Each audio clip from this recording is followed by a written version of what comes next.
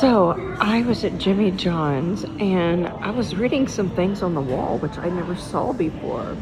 The only thing that separates successful people from the ones who aren't is the willingness to work very, very hard. And it's true. People who usually are successful have worked very, very hard, and it was because they were capable of doing that.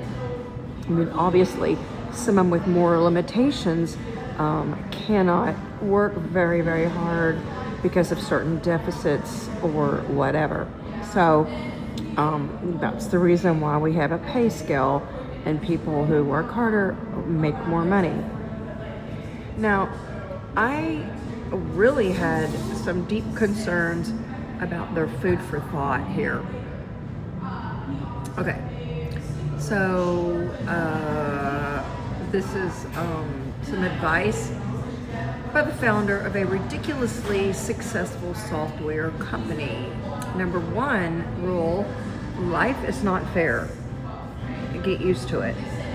Okay, well, let me tell you that I have a problem with that because nobody consented to life, and that has been told for generations upon generations. I was told in the 60s that.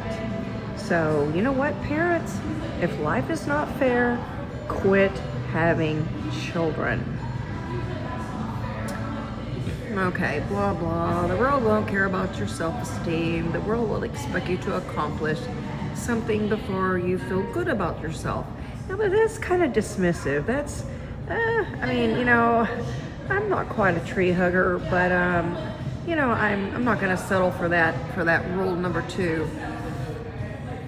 Rule number three, yeah. Rule number four: if you think your teacher is tough, wait till you get a boss. Yeah, maybe. Rule number five: flipping burgers is not beneath your dignity. Your grandparents had a different word for burger flipping. They called it opportunity.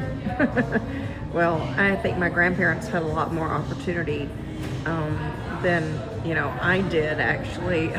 I think the baby boomers and Gen Jones were the first generation to have lagged behind their parents for being able to purchase homes.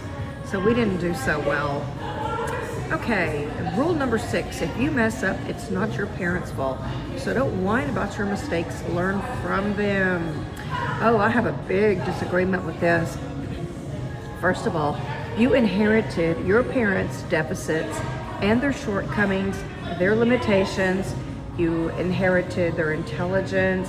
You inherited their diseases, their physical or mental shortcomings. So that's a lie, and this is deceptive. Rule number 7: before you were born, your parents weren't as boring as they are now.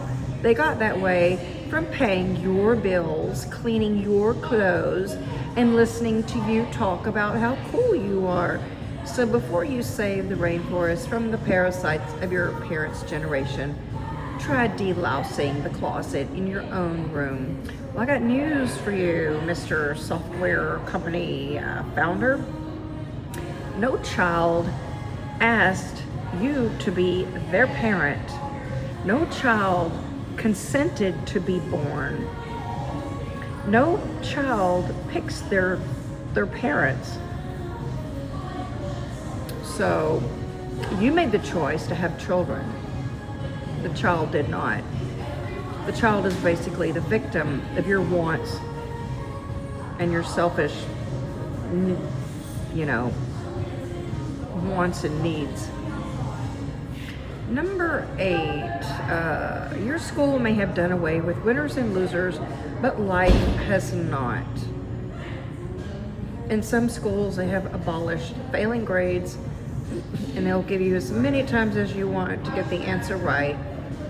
This does not bear the slightest resemblance to anything in real life.